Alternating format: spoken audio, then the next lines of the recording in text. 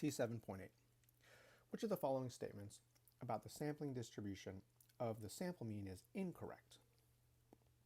All right, so the focus of this question is the sampling distribution of the sample mean. All right, just make some notes over here.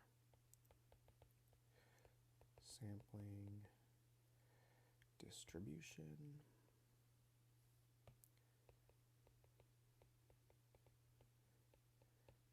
of x bar, all right, the sample mean. All right, so we're going to write down some things we know about the shape, the center, and the variability. All right, so the shape. This sampling distribution will be approximately normal if one of two things happens. Okay. Number one, if the population that the samples come from is already normal or approximately normal, okay, then that would imply that the sampling distribution will be approximately normal. Okay. But if the population is non-normal, then if the sample size is sufficiently large, and by that we mean at least 30,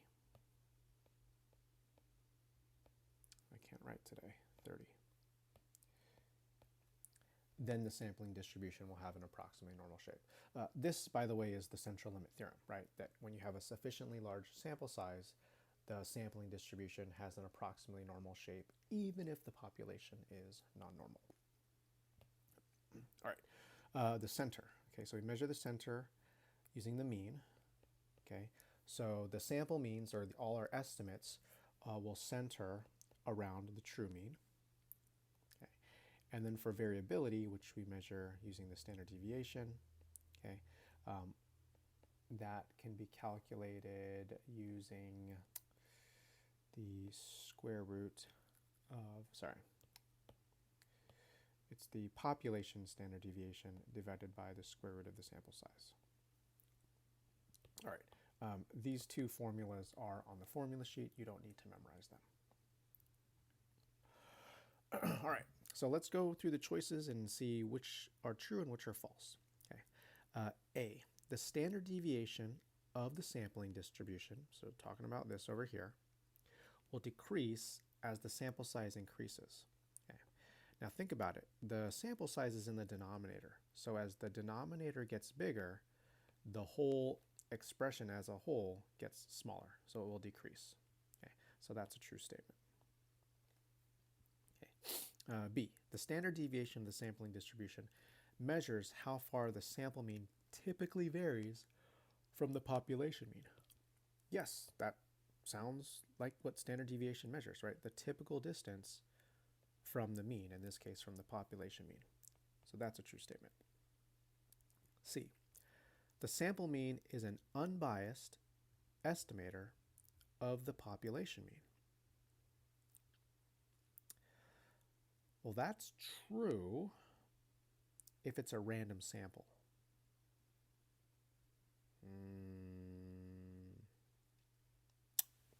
And it doesn't, well, okay. So I'll put an asterisk there. Okay. If the samples are random. It doesn't mention whether they were random or not, so I'm not sure what to make of that statement just yet.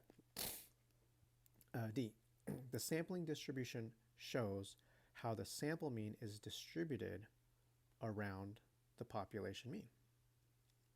Well, yeah, I think that's true, right? So the sampling distribution, like every time that we created a sampling distribution in class, like everybody took their own sample, we wrote our individual sample means on dots, and then we made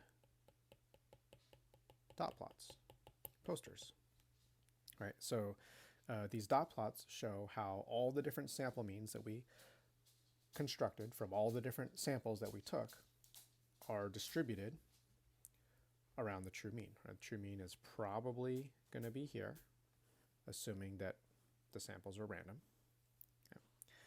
Okay. E, the sampling distribution shows how the sample is distributed around the sample mean.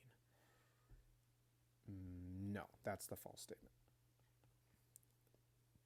Yeah, so we're not looking at how the sample values are arranged around the sample mean, right? Remember, each dot here represents a sample.